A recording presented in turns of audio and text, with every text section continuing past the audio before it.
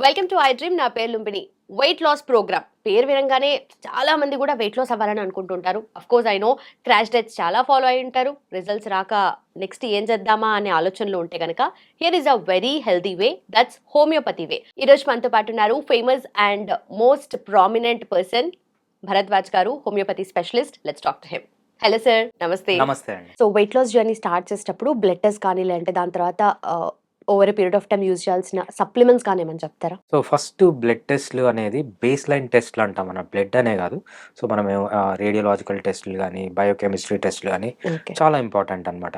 అసలు ఎందుకు జేస్తాం మనము ఫిట్‌నెస్ జర్నీ స్టార్ట్ చేసే ముందు, లేకపోతే వెయిట్ లాస్ జర్నీ స్టార్ట్ చేసే ముందు మన బాడీలో చాలా చేంజెస్ వస్తాయన్నమాట. అంటే మనం ఇప్పుడు ఏం చేస్తున్నాం, పొద్దున తింటున్నాం, మధ్యాహ్నం తింటున్నాం, సాయంత్రం తింటున్నాం, రాత్రి తింటున్నాం, మిడ్‌నైట్ బిర్యానీ, మధ్య మధ్యలో అంటే ఓకే. 24 అవర్స్ తింటూనే ఉన్నాము. అసలు మనం కదలట్లేదు. నిద్రపోవట్లేదు. మొత్తం స్ట్రెస్‌లో ఉన్నాము. అడిక్షన్స్‌లో ఉన్నాం. సో, ఇప్పుడు మన బాడీలో మొత్తం డ్యామేజ్ అంతా జరిగింటుందనమాట. సో, మనము ఫస్ట్ ఆ డ్యామేజ్ అసెస్ చేయాలి. డ్యామేజ్ జరిగింది? ఎంతవరకు డ్యామేజ్ జరిగింది? అంటే ఫస్ట్ మనం బేస్ లైన్ కండిషన్ తెలియాలనమాట. ఓకే. కొలెస్ట్రాల్ లెవెల్స్ ఎలా ఉన్నాయి? బ్లడ్‌లో హిమోగ్లోబిన్ ఎంతుంది? ఇట్లాంటి చాలా టెస్ట్‌లుంటాయనమాట. అంటే మీ అబ్డామిన్‌లో ఇంకేమన్నా ప్రాబ్లమ్స్ ఉన్నాయా? అడ్రినల్ గ్లాండ్స్ ఎలా ఉన్నాయి? స్టమక్ ఎలా ఉంది? కిడ్నీస్ ఎలా ఉన్నాయి? మనం మొత్తం ఫస్ట్ చెక్ జేసుకొని తర్వాత స్టార్ట్ చేస్తామంట. ఎందుకంటే అసలు బేస్ లైన్‌లో మనకు అర్థం గావాలి. ఓకే. ఏమేం ప్రాబ్లమ్స్ ఉన్నాయని. దీని తర్వాత ఈ టెస్టులు బట్టి ఏం చేస్తామంటే ఇండివిడ్యువలైజేషన్. 100 మంది మనకు వెయిట్ లాస్ కోసం వస్తే 100 మందికి 100 డిఫరెంట్ ప్రాబ్లమ్స్ ఉంటాయి. 100 మందికి 100 డిఫరెంట్ ప్లాన్స్ అనేవి ఇవ్వాలన్నమాట. సో, ఫస్ట్ మనం ఇండివిడ్యువల్‌గా ప్రతి ఒక్కరిని అర్థం చేసుకొని వాళ్ళకి ఏమున్నాయి, స్పెషలైజ్డ్ డైట్ ప్లాన్, స్పెషలైజ్డ్ నిద్ర, అదేవిధంగా స్పెషలైజ్డ్ హోమియోపతి ట్రీట్మెంట్ ఇవ్వడానికి మనకు యూజ్ అవుతుందనమాట. అంటే అర్థం చేసుకోవడానికి, అదేవిధంగా ట్రీట్మెంట్ ఇవ్వడానికి, లేకపోతే ఫిట్‌నెస్ రెజీమ్ ఇవ్వడానికి, వెయిట్ లాస్ రెజీమ్ ఇవ్వడానికి. అంతే కాకుండా మెయిన్‌గా మనం ఎవ్రీ 3 మంత్స్‌కి ఈ టెస్టులు రిపీట్ చేస్తామనమాట. ఎప్పుడు ఓకే. రిపీట్ చేస్తే మీకే అర్థమైపోతుంది. సో, ముందు నా బ్లడ్ ఎంతుంది? ఇప్పుడు ఇంతుంది. ముందు నాలో కొలెస్ట్రాల్ ఇంతుంది. ఇప్పుడు ఇంతుంది. హ్మ్. నాలో ఇంత హార్మోనల్ ఇంబాలెన్స్ ఉండింది. ఇలా ఉంది. లేకపోతే నా కిడ్నీ స్టోన్స్ ఇలా ఉన్నాయి. ఇప్పుడు ఇలా ఉన్నాయని మొత్తం వాళ్ళని అసెస్ జేయడానికి గూడా చేస్తామనమాట. ఓకే. మెయిన్‌గా మనకు 16 టెస్ట్‌లుంటాయి. ఫస్ట్‌ది సీబీపీ అంటాము. తర్వాత సీటీబీటీ, మన బ్లడ్ క్లాట్ ఎలా ఉంది? తర్వాత సీయూఈ, యూరినేషన్‌లో హ్మ్. ఏమన్నా ప్రాబ్లమ్ ఉందా? హ్మ్. కిడ్నీలో ఏమన్నా ప్రాబ్లమ్ ఉందా? అదేవిధంగా హెచ్‌బీఏవన్సీ, ఆర్‌బీఎస్, ఎఫ్‌బీఎస్, పీఎల్‌బీఎస్ అంటామనమాట. ఇది చాలా ఇంపార్టెంట్ టెస్ట్. ఎందుకంటే బ్లడ్ గ్లూకోజ్ లెవెల్స్ ఎలా మెయింటైన్ అవుతున్నాయి, అదేవిధంగా ఇన్సులిన్ రెసిస్టెన్స్ ఎలా ఉంది అని ఈ టెస్టులు చెప్తాయి. ఓకే. దాంతో పాటు లిపిడ్ ప్రొఫైల్, ఓకే. కొలెస్ట్రాల్ ఎంత ఉంది, ట్రైగ్లిజరైడ్స్ ఎంతున్నాయి, అబ్నార్మల్ లెవెల్‌లో ఉన్నాయా, నార్మల్ లెవెల్‌లో ఉన్నాయా, ఇదంతా ఈ టెస్ట్ ఇస్తుందనమాట. లివర్ ఫంక్షన్ టెస్ట్ అంటామంట. లివర్ ఏమన్నా డ్యామేజ్ అయిందా? ఫ్యాటీ లివర్ ఏమన్నా ఉందా? ఎంతవరకు డ్యామేజ్ అయింది? కేఎఫ్‌టి అంటామనమాట. Kidney function test. కిడ్నీలన్నీ సరిగ్గా ఫిల్టర్ అవుతున్నాయా లేదా? ఎంతవరకు డ్యామేజ్ అయింది? దాని తర్వాత T3, T4, TSH, thyroid hormones. Thyroid అనేది చాలా మేజర్ హార్మోన్ అనమాట. ఓకే. సో, అది కరెక్ట్‌గా లేనంత వరకు మీరు ఎన్ని చేసినా కూడా వెయిట్ లాస్ అనేది ఉండదు. ఆ హార్మోన్స్ ఎలా ఉన్నాయి? మీ థైరాయిడ్ గ్లాండ్ ఎలా ఉంది? తర్వాత యూఎస్‌జీ అబ్డామిన్ అంటామనమాట. యూఎస్‌జీ అబ్డామిన్ చేసినప్పుడు మీకు కిడ్నీలు ఎలా ఉన్నాయి? లేకపోతే ప్రోస్టేట్ ప్రాబ్లమ్ ఎలా ఉంది? యుటరస్ ఎలా ఉంది? పీసీఓడీస్ ఎలా ఓకే. ఉన్నాయి? సో, ఇంకేమన్నా ట్యూమర్స్ ఉన్నాయా అబ్డామిన్‌లో? ఇవన్నీ మనము టెస్ట్ చేసుకుంటాం అన్నమాట. దాని తర్వాత విటమిన్ బి12. విటమిన్ బి12 అనేది చాలా మందికి డెఫిషియన్సీ ఉంటుంది. ఎస్పెషల్లీ వెజిటేరియన్స్‌కి విటమిన్ బి12 డెఫిషియన్సీ ఉంటుంది. సో, అది కరెక్ట్ చేసుకోవడానికి. అదేవిధంగా విటమిన్ డి అనమాట. చాలా మందికేంటంటే విటమిన్ డి తక్కువ ఉంటుంది. కొంతమందికి ఎక్కువ ఉన్నా కూడా ఫ్యాట్ ఎక్కువ ఉండడం వల్ల ఆ విటమిన్ డి ఉన్నా కూడా ఫ్యాట్‌లో అది అబ్జర్వ్ చేసేసుకొని అది ఇవ్వదనమాట. ఓకే. అవన్నీ మనకు విటమిన్ డి టెస్ట్ ద్వారా తెలుస్తాయి. ఓకే. అదేవిధంగా ఫోలిక్ యాసిడ్ అంటారనమాట. అంటే బ్లడ్‌లో ఐరన్ ఎలా ఉంది? ఫోలిక్ యాసిడ్ ఎలా ఉంది? మీ హెచ్‌బీ ఎలా ఉంది? హిమోగ్లోబిన్ ఎలా ఉంది అని ఇస్తుంది. దాని తర్వాత సీఆర్‌పీ అంటామనమాట.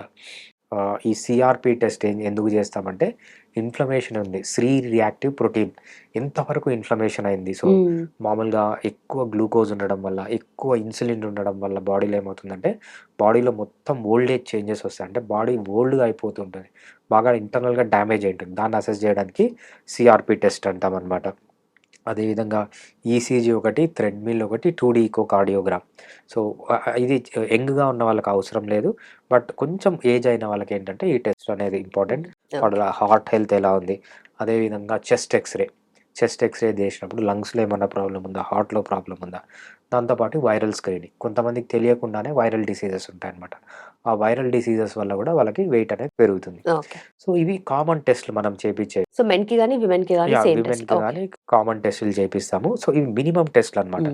దీంతో పాటి యాస్ ఎ డాక్టర్ నాకు ఇంకేమన్నా టెస్ట్‌లు అవసరమైతే చేపిచ్చి, సో వాళ్ళని సేఫ్‌గా తీసుకొని వెళ్ళడం, అదేవిధంగా ఫ్యూచర్‌లో కూడా ఏం ప్రాబ్లమ్ లేకుండా మనకు అన్నిటికంటే ముఖ్యం ఏంటంటే సేఫ్టీ. ఓకే. సో ఒక క్వాలిఫైడ్ డాక్టర్‌కి, ఒక క్వాలిఫికేషన్ లేని డాక్టర్‌కి డిఫరెన్స్ అది. క్వాలిఫైడ్ డాక్టర్ ఏంటంటే ఒక పని చేసేటప్పుడు 100 సార్లు ఆలోచించి చేస్తాడు. అన్‌క్వాలిఫైడ్‌కి అదంతా చేస్తాం, నీకు అది తగ్గిపోతుంది, ఇది తగ్గిపోతుంది, అది అవసరం లేదు ఇది. సో మెయిన్‌గా మనం సేఫ్టీ అనేది చాలా తీసుకుంటాం. ఇది మీ ప్రోగ్నోసిస్‌కి కూడా యూజ్ అవుతుందనమాట ఈ టెస్టులు చేయిస్తే. Okay. Right sir. And also supplements so usually ఇండివిడ్యువల్‌గా రికమెండ్ చేస్తూ ఉంటారు కదా! సో బేసిక్ సప్లిమెంట్స్ ఏవి తీసుకోవాలంటారు? అన్నీ కరెక్ట్‌గా తీసుకుంటే మనకు సప్లిమెంట్స్ అనేవి యాక్చువల్‌గా అవసరం లేదు. బట్ మనం ఏమేం చేస్తున్నామంటే ఫర్ ఎగ్జాంపుల్ మనము అడవిలో ఉండేటప్పుడు పొద్దునంతా ఎండలో ఉండేవాళ్ళం. సో ఎప్పుడైతే పొద్దునంతా ఎండలో ఉంటే మనకు కావాల్సిన విటమిన్ డి వచ్చేదనమాట. ఆ విటమిన్ డి ఇప్పుడు మనకు రావట్లేదు. మనం ఎట్లా బయట నుంచి తీసుకోవట్లేదు కాబట్టి we have to supplement. Okay. హోమియోపతిలో ఇప్పుడు విటమిన్ డి టాబ్లెట్స్ వచ్చాయి. చాలా ఎఫెక్టివ్‌గా పనిచేస్తాయి without side effects.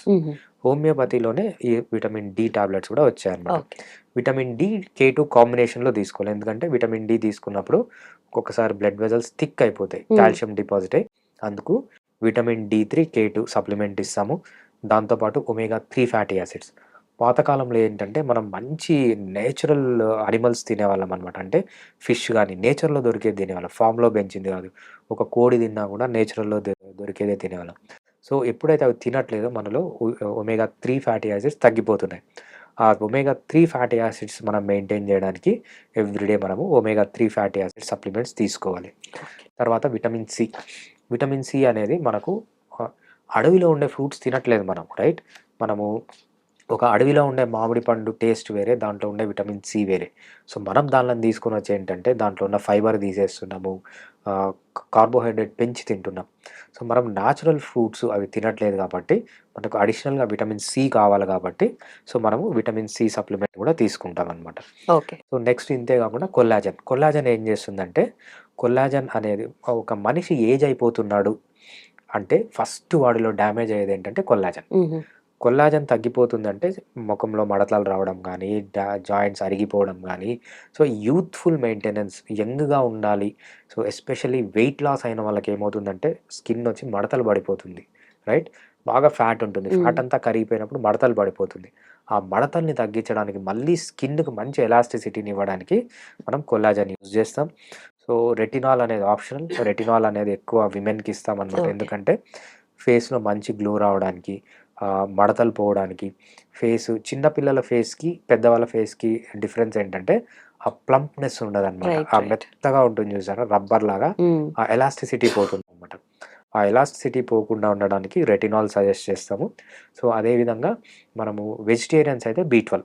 Okay. So vegetarian ఫుడ్‌లో B12 ఉండదు కాబట్టి మీట్‌లో గానీ ఏం తీసుకోరు కాబట్టి సో వాళ్ళకి B12 కూడా సజెస్ట్ చేస్తాము. ఈ హోమియోపతిలోనే ఇప్పుడు మంచి B12 వచ్చాయన్నమాట. దీంట్లో ఏంటంటే వితౌట్ సైడ్ ఎఫెక్ట్స్ మనము చాలా ఎఫిషియెంట్‌గా వేరే B12 కంటే చాలా స్టాండర్డ్. సో మనము మెడికల్ లెవెల్‌లో తీసుకోవడం అనేది బెటర్ అనమాట. సో హోమియోపతిలోనే విటమిన్ D3 గానీ, లేకపోతే విటమిన్ సి గానీ, B12 గానీ ఇవన్నీ మనకు హోమియోపతిలోనే అవైలబిలిటీ ఉన్నాయి. Right sir. చూసారు కదా! సో వెయిట్ లాస్ అవ్వాలి అని అనుకున్నా, వెయిట్ లాస్ అయిన తర్వాత మెయింటైన్ చేయాలని అనుకున్నా దిస్ అ వెరీ హెల్తీ వే. అది కూడా హోమియోపతి వే. అది తెలుసు. వెయిట్ లాస్ అనంగానే మీకు మైండ్‌లో చాలా క్వెషన్స్ పాపప్ అయి ఉంటాయి. సో కింద కామెంట్ సెక్షన్‌లో మెన్షన్ చేయండి. అండ్ ఫర్దర్ డీటెయిల్స్ కావాలి అని అనుకుంటే మీరు కూడా you have to take part అని అనుకుంటే గనుక కింద మెన్షన్ చేసిన నంబర్‌కి do call. Thank you so much for watching. Keep watching I dream.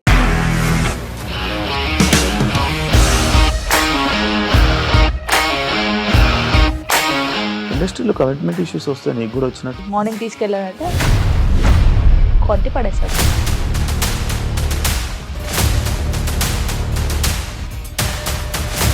ఒక్కళ్ళు కూడా చూడలేదు ఈ సినిమా అని చెప్పడానికి కూడా చాలా ధైర్యం కావాలి. అది నిజం కదా, దాంట్లో ధైర్యం ఏంటి? ఇది నెక్స్ట్ డే ప్లేట్ మార్చేస్తే తప్పు కదా. As of now we are comfortable this అని నేను అనుకుంటున్నాను. రష్మిక గారిది మీది ఒకే ఊరంట కదా? నీకు కోపం వచ్చిందంటే బాగా తిట్టేత్తరా? తిట్టేద్దామండి. నిజంగా గేమ్ ని ఎలా చేంజ్ చేయగలిగారు? ఏపీఎస్ఎఫ్సి వాళ్ళకి 6 నెలల్లో నేను 6 లక్షలు కట్టాను. బిజినెస్ చేయాలనుకుంటే it is as difficult as riding a tiger.